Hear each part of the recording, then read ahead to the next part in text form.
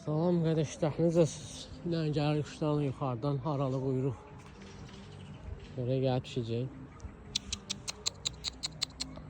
Quyruğu aralıdır.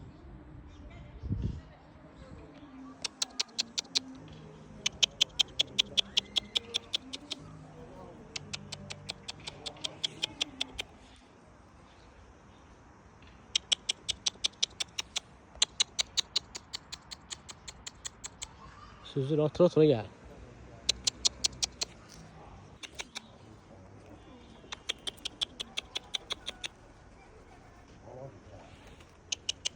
Ha burası boyundur nedir?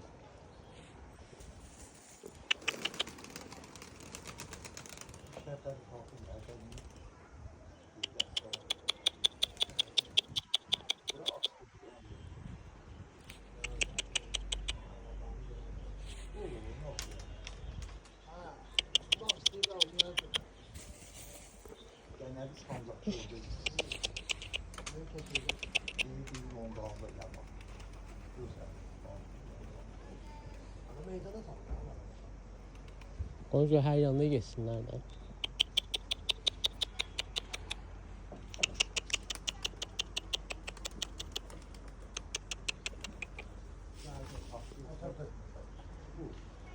Herhalde düştü. Ağımala. Açak uyruq. Yiyib neyi var? Tutar yiyib. Soldu. Bax yuxarıdan gəlməyi də var. Boşa çalan yiyib var. Neyi var yiyib. Bir tane de burada canavarım var. Bir şeyler koruyan canavarım. Vatlar gezirlər. Bir tane kitliyim da.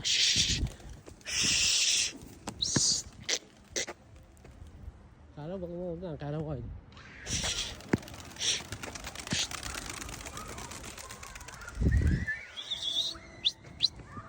İstiyan oldu 10 manatı. Yuxarıdan gəlməyi də var. Tutuldu.